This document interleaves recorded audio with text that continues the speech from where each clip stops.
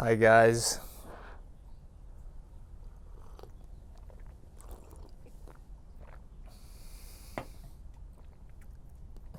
That's good. All right, you guys, I want to share. It's a story that I probably should have shared earlier, but you know what? We're here right now. And this is the story of how I manifested living and studying abroad in a foreign country, more specifically in New Zealand. And this story takes place when I was in my junior year of college. Now, at the time, I had just found out about the law of attraction. I had just found out about Neville Goddard, and I was just so the the movie The Secret and Neville Goddard's teachings really resonated with me, and I was so eager to test Neville Goddard's teachings. So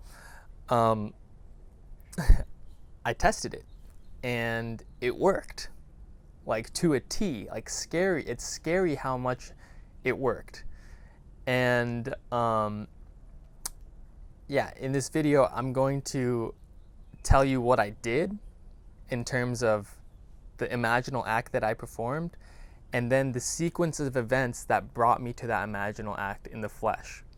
Okay, and this was like really the first time I ever consciously, intentionally manifested something on such a grand scale.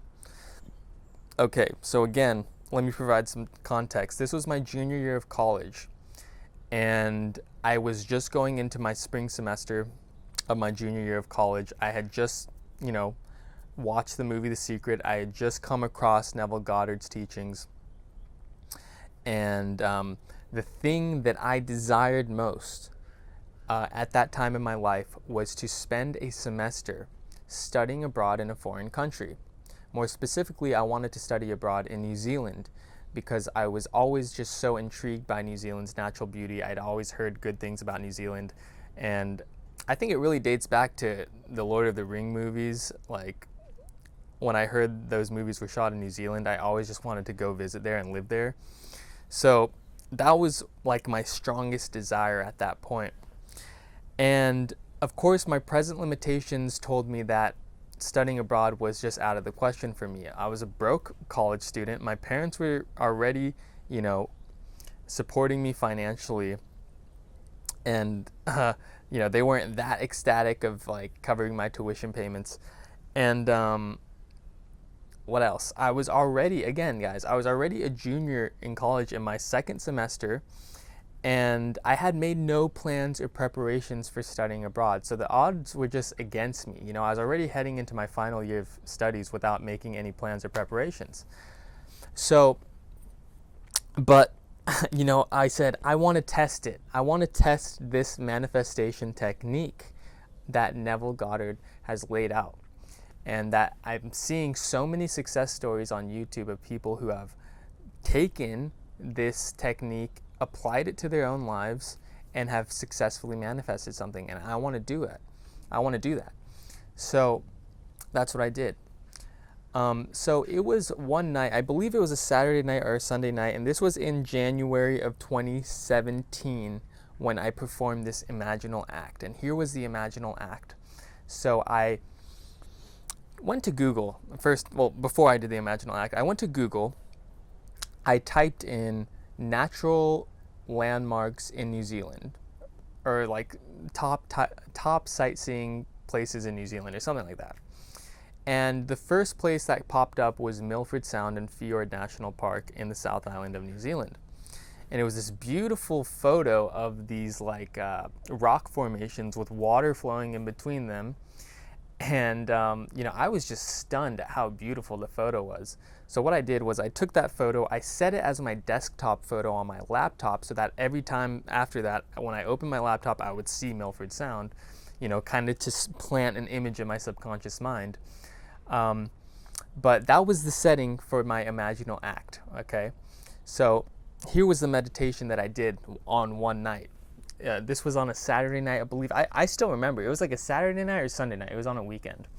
And this was the act. So in my imagination, I was in my imaginal body, and I was looking out at Milford Sound. So I was actually there in New Zealand.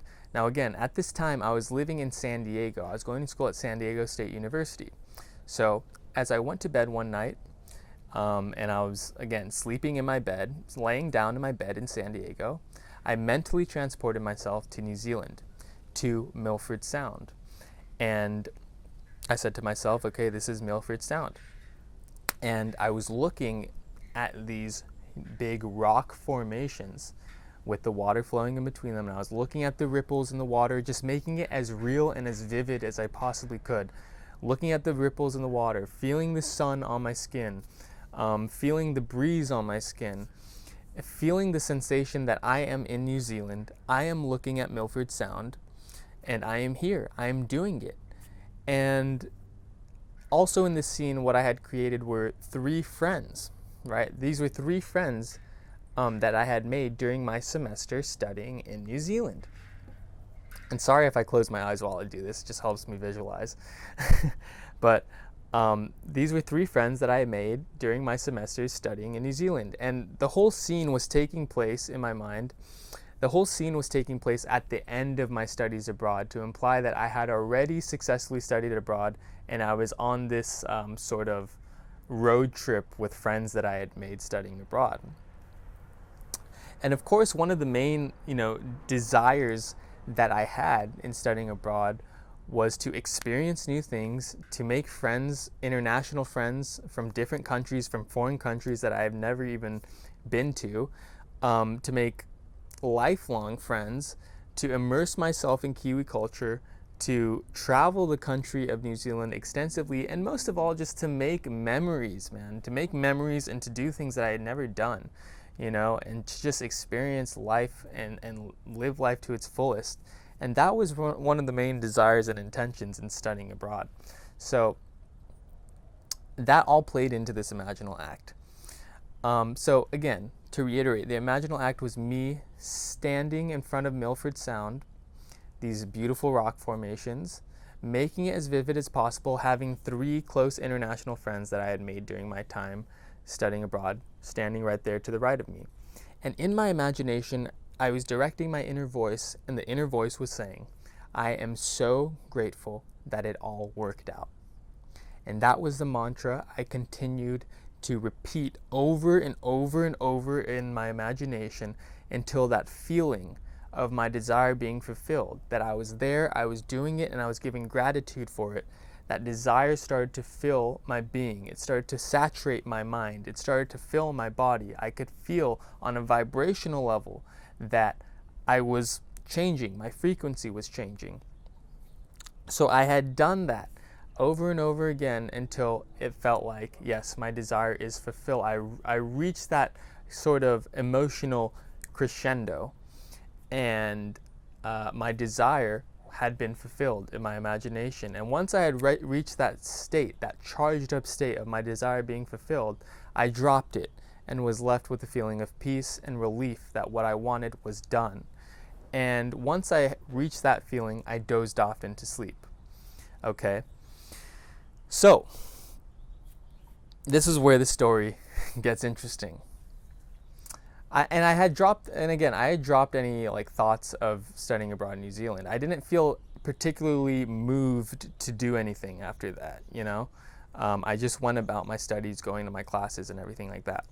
So 3 days later, it was 2 or 3 days later, I'm walking on the main campus at San Diego State University. I had just been released from my Accounting 332 class, and I'm walking on the main plaza, and I see a girl approaching me, and I notice that I know this girl. It was a familiar face. We lock eyes. I realized that this girl was an acquaintance of mine in my freshman year of college, and I hadn't seen from her. I hadn't seen her or heard from her in 2 years, but there she was right in front of me. This girl used to live in my freshman dorms back in my freshman year. So I run into her, I say hi to her, and I start catching up with her, and I ask her what she'd been up to. And funny enough, she tells me that she had just spent a semester studying abroad in Australia, New Zealand's neighboring country. And she goes on and on talking about how great her experience was studying abroad in Australia. And, I thought that was like the most awesome thing ever. And I tell her right then and there, hey, I'm strongly thinking about studying abroad in New Zealand.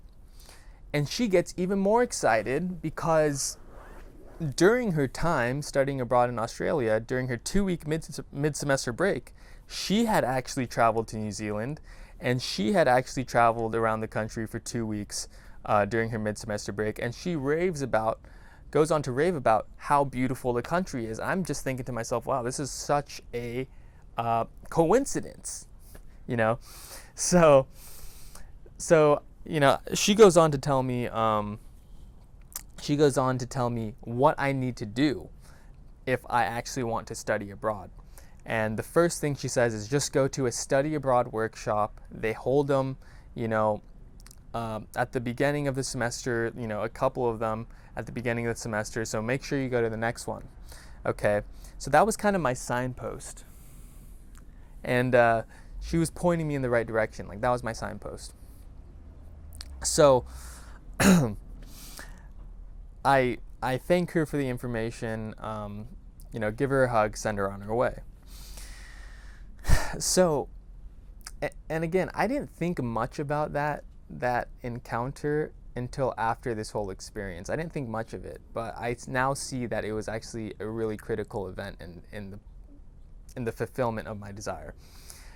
So anyway, that very night, I received an email in my email inbox, informing me of a study abroad workshop taking place that Thursday on campus. So, I get that notification, I mark my calendar, Thursday rolls around, and I enter the workshop. So, I enter the workshop, and there's about, I think it's like 15 students in total, about that. And the woman running the workshop introduces herself as the Director of Study Abroad Affairs for the College of Business. So she proceeds with the workshop, and she starts talking about application deadlines, and then she starts talking about financial information. And she goes on into saying that SDSU operates on a partner university exchange program so that students at SDSU who desire to study abroad only have to pay SDSU tuition, and they trade spots with a student at their desired partner university, which was like super mind-blowing to me, because it was like, oh, I just pay SDSU tuition and I could still study abroad. That was a plus.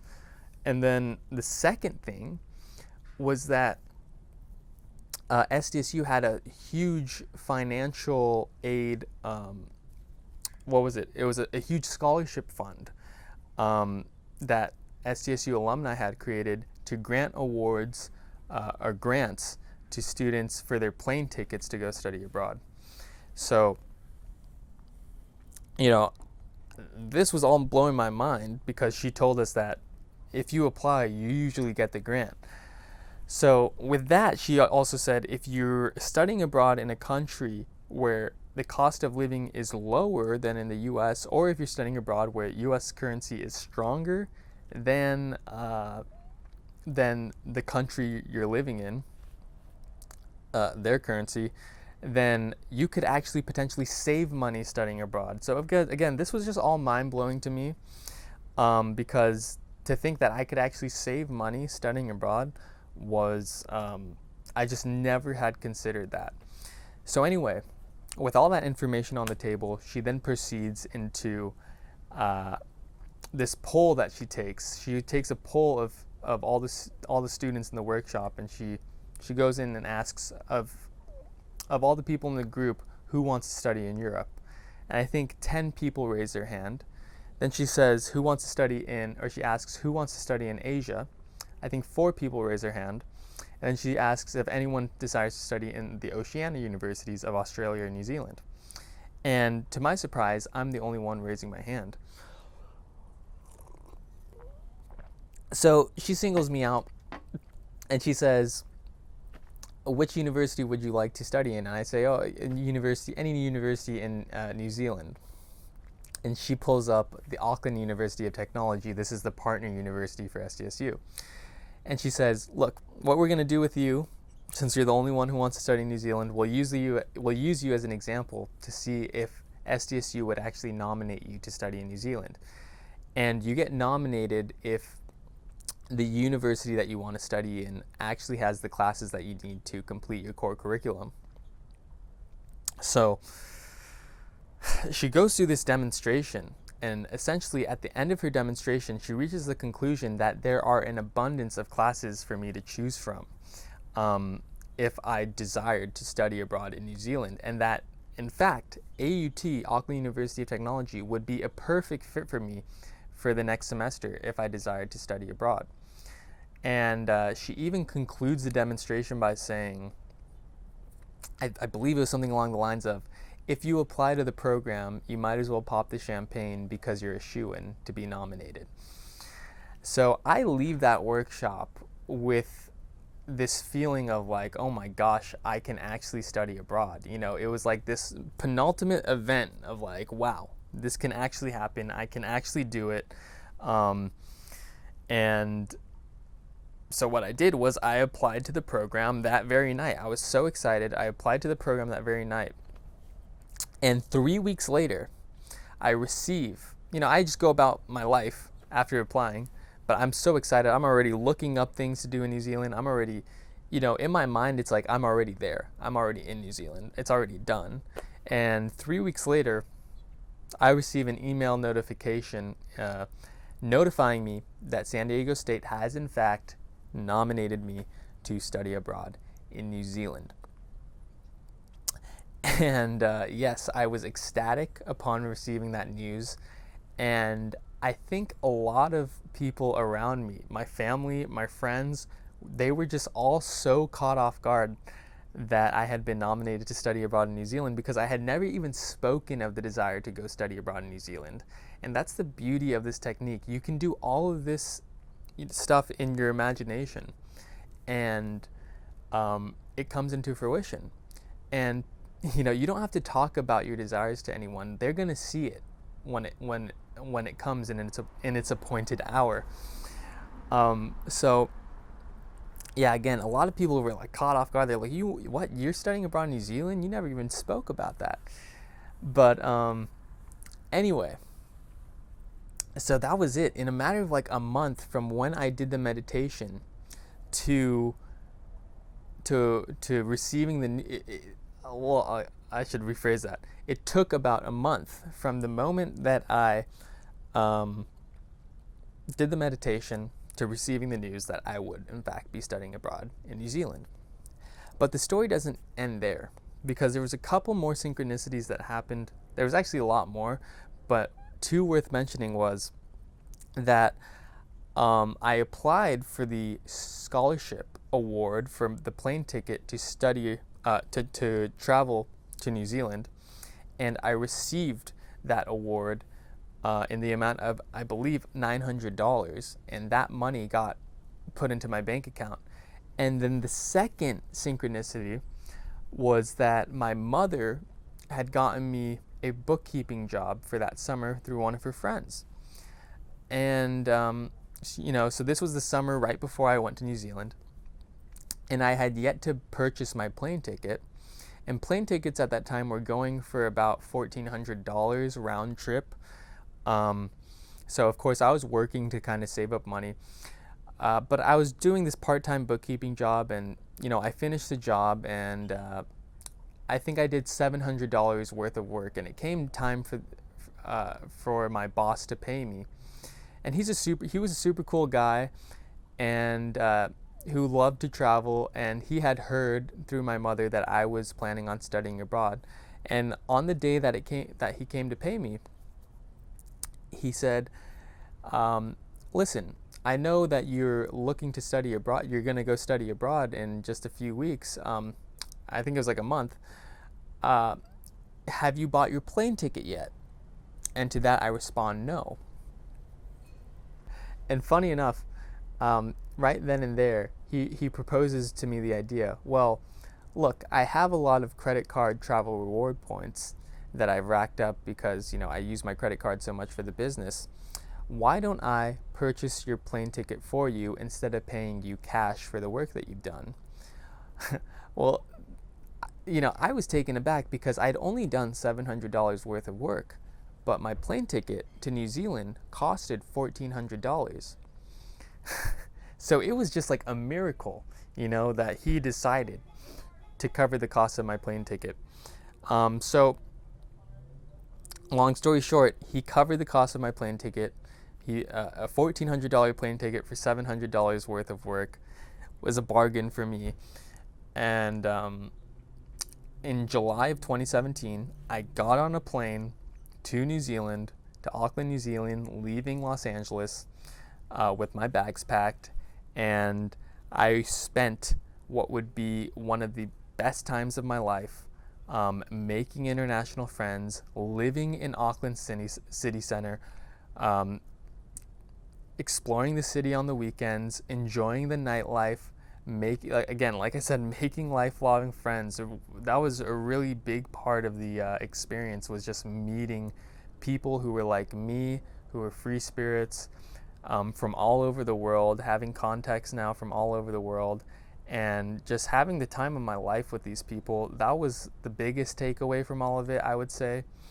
And it was just the time of my life. I mean, it was everything I could have dreamed of and more. But the real crescendo of the whole experience occurred, or the climax of the experience occurred at the end of the semester, when 4 of my friends and I decided to take a 2-week road trip around New Zealand's South Island at the end of the semester. And that's exactly what we did. We flew to Nelson, New Zealand from Auckland. We rented a car. We drove down the west coast of the South Island of New Zealand, and we made our way to none other than Milton Sound, which was the setting of my imaginal scene that I had meditated on 10 months before, in January of 2017. Now, this was about November or October of 2017 at this point. And we, in fact, made it to Milford Sound. And there I was in the flesh, looking at Milford Sound exactly as I had done in my imagination 10 months before. And there to my right was not 3 friends, but 4 friends that I had made during my time studying abroad in New Zealand. And yes, I did, in fact, shed a tear, realizing that I had created the whole experience by first entering it in my imagination 10 months before. And it was then, and at that moment, that it was confirmed, that it had been confirmed to me, that Neville Goddard's teachings do in fact work. They are very real. Your imagination does in fact create your reality. And that we as human beings are much more powerful in creating our experience of life than we have previously believed ourselves to be. Okay? And this event in my life, this whole event of manifesting living abroad in New Zealand, really was a turning point in my life that showed me that, in fact, my imagination does create my reality, and that I can have what I want to have, I can do what I want to do, and I can be what I want to be. And I'm posting this video and I'm sharing this video with you guys because I want to tell you that you're on the right path. You're on the right path right now. And if you can just get past your self-doubt, then there really are no limits to what you can have or what you can do in your life. Okay? And, that's really all I have to say about that. This is 100% real. It works. Yes, it does take practice, like anything else in the world, using your imagination, directing the inner dialogue that's taking place in your mind is a practice. It does take discipline. It does take awareness. It's not easy, okay? It's a process. It's a process. Like, you're going up against your mind, and your mind knows how to deceive you. So I don't want to make this seem like, manifesting is so easy. But if you can consciously, intentionally, and deliberately imagine who you want to be in your imagination, and imagine that you are already that person, and imagine and be able to get in your mind to a place where you can imagine experiencing what you want to experience in your life, then inevitably you will experience that reality in physical reality. Because this physical reality, as Neville Goddard says, is just a mirror reflecting to you what is happening in your mind and what is happening into your imagination. Okay, Neville Goddard, one of my favorite quotes by Neville Goddard is, "The game of life is played on the playing field of the mind." So whatever you desire to have in your life, you must first appropriate it in your imagination. You must first, and here's another quote by Florence Scovel Shinn, "Man can only receive what he first sees himself receiving in his mind." Okay, very powerful quote. So whatever it is you want in your life, whether it be a relationship, whether it be money, whether it be doing what you're passionate about, whether it be living in your dream home, you must first see yourself experiencing that in your imagination and in your mind, and you must make that reality as vivid as possible in your imagination before you can actually experience it in your physical reality and experience of life. Okay? That was a lot, but I have to get this story out there because I know there's a lot of you guys out there who are on the right path but might be doubting yourself. And I'm telling you guys again, stop doubting yourself. Stop doubting your power. You are so much more powerful than you think. Okay, if you really knew how powerful you were, I mean, you have no idea like what you're capable of doing. Okay, so with that, I send you guys a lot of love. I'm on my way. I think yes, I'm going to go play tennis right now. So if you guys are interested in more videos like this, subscribe to the channel. On this channel, I talk about how to achieve a calm, kind, and happy state of mind, and how to use our minds to create the realities that we desire. So again, subscribe to the channel, like this video, share it with people who you think can use this story, can use this message to create the realities that they desire. And let's make this world a heaven, okay? And we first do that by finding heaven in our minds. Okay, thank you very much for watching, and I'll see you guys in the next video. Bye.